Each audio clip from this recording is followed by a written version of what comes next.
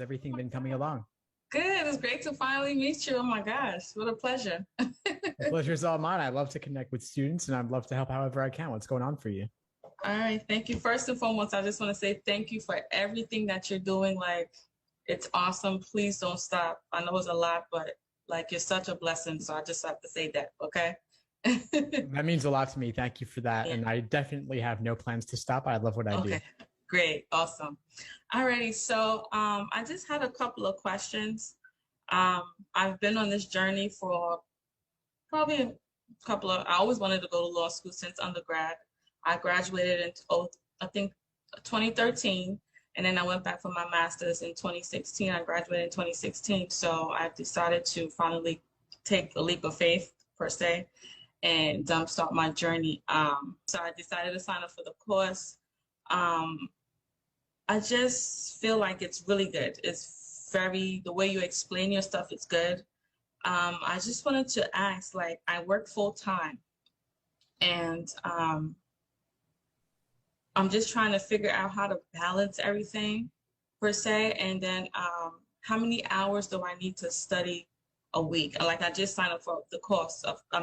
So I was just trying to figure out how to balance how many hours do I need to study a week. And like, I don't even know, it's just a lot right now, but yeah. Yeah, sure. Of course. I mean, the LSAT's a big task to take on. It Yeah. is a big journey. It's a long journey, of course. And this often takes much more than folks typically expect. You Yeah. can get there in the end, but it'll take a lot. Hmm. And so I'm curious, in order to answer your question, I'm curious, first off, what's your target test date? Do you have one in mind? And then secondly, what other obligations do you have going on right now? So I want to start school next year. So I was thinking about taking the November test or the January exam. I work full time. I have a family. I have other obligations such as, church and other stuff like that. I'm currently working from home now. I think we're going back like next month, but it's going to be like a hybrid schedule. Um, so sometimes like when I signed up for your course, I probably study like an hour one day, another day, or I join like the different groups just to get an insight.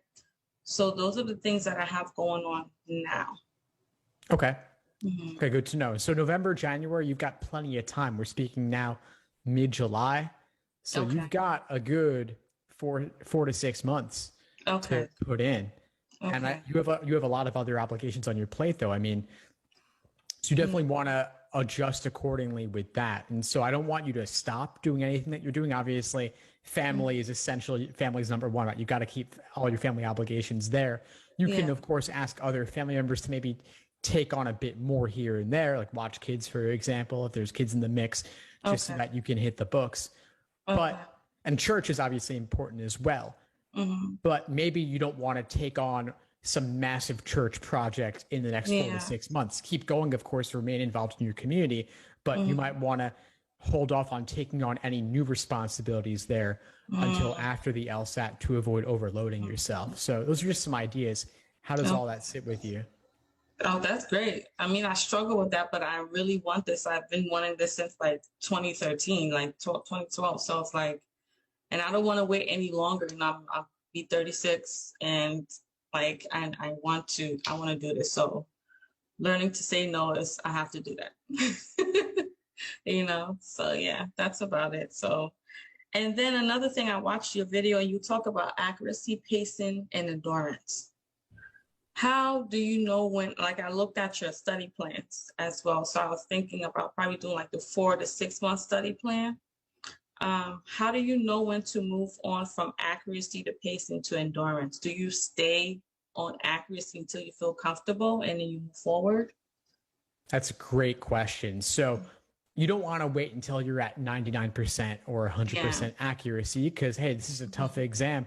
Even with unlimited time, I can't say everybody would get 180s, right? So Yeah. maybe when you are at 70% accurate, Hmm. that could be enough. You want to be reasonably proficient and have Hmm. a certain level of comfort with the material, but you don't need to be getting everything right in order to move on. You also want to get exposure to that Okay. additional pressure of the Okay. timed setting. And then moving from pacing to endurance, that really just comes down to, hey, how close is the LSAT? At least a month or two before, you want to mix in full-length exams to work on the endurance and have as many dry runs as possible, so that when test day comes around, it'll be like just another practice test. But you want to give yourself the time to do at least 10 full-length timed exams before test day. And so if you're going to do one exam a week, you got to count back 10 weeks. So that's 2.5 months prior. If you could do 2 exams a week, then you could start 5 weeks prior. Okay. Woo. Alrighty. Okay. And then I have, I think, 2 more questions, and I'll be done because I gotta go. Okay. So let me see. Where did it? I think you answered the question. Is it okay if I join like the study groups? Like I joined one, I think last week, about logic reasoning, and then they was talking about conditional. I had no idea what it was, but I was like, whoa. Well, that's a good place for you to be then, because they're going to show you the way. You need that exposure. I mean, it's okay. You still got 4 to 6 months. You can master conditionality in half that time for sure, and much less as well. But you got to be in the mix in order to get that exposure to what people are talking about. Obviously, the videos in the course will give that to you also. But the live class sessions, the study groups, that's the quick place to get the interaction and the support of the community. Because just like church provides a community, you can also benefit from having the live LSAT community to help you, because they're the ones who are really going to know what you're dealing with. Definitely. Okay. So how many hours do you think I would need to do? I know for me, I want to focus more probably Saturdays, and then like probably Sunday, like in the evening, at least an hour or 2. But during the week, like how many hours, if I'm targeting like November, like, I don't know. I mean, I want to put pressure on myself because it's a goal, you know, and I don't want to become like, oh, I'll just see how it, you know, so I'm just, Yeah, for sure. So I want to keep it reasonable, but push you a little bit. So how about, let's say on average, 10 to 15 hours per week. Okay. And you could do more on the weekends, less on the weekdays. Okay.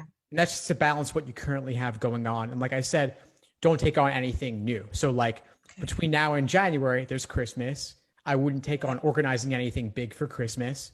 Okay. At least for the entire church community, obviously with your family stuff, but then maybe you do more for like Easter, because Easter will be presumably after the LSAT. So you can do more then. That could be your prize at the end, right? You can't take on the Christmas project, but you take on the Easter project. Yeah, definitely.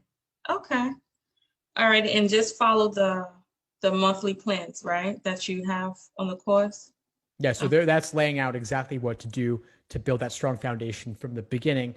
And then when you're looking for the live connection with the LSAT community, you join the live classes happening. You don't have to go every single night. Of course, they're all recorded. You can catch them later. But if you want to be there and ask questions and find study partners and such, that's the place. Okay. Yeah, I think that's all I have. I really appreciate you. Like, I know I keep saying that, but I've been following you for like 3-4 years. Please don't stop. I mean, I know sometimes when you're doing this stuff, you don't get enough recognition, but you are doing an awesome job, and it's highly appreciated. I appreciate you. So just keep going, and you are a blessing. So thank you so much. Well, thanks. That means a lot to me. And just hearing you say that and getting to connect with folks like you, that makes it all worth it, you know? Yeah. Thank you so much, Steve. I appreciate it. Yeah, of course. My pleasure. Have a good one. Reach out if you need anything at all. Thanks for tuning into the show. Please subscribe if you haven't done so already to be notified of new episodes as I release them. And feel free to reach out if you need anything at all as you move forward with your prep. I'm happy to help however I can. In the meantime, I wish you all the best and take care.